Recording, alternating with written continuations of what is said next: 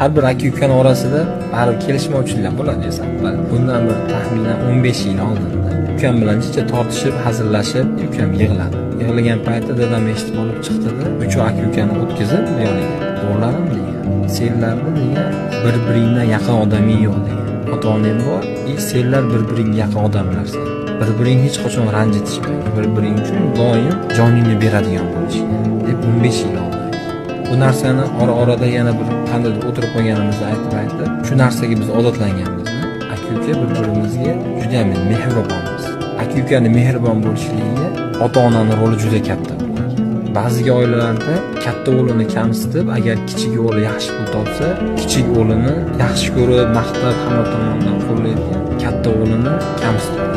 Ota-ona hamma farzandiga mehrni bir xil berishi kerak hayotda. Nimaga? Bu ham o'zining farzandi, bu ham o'zining farzandi. Qaysi farzandga qanday rizq berishni Alloh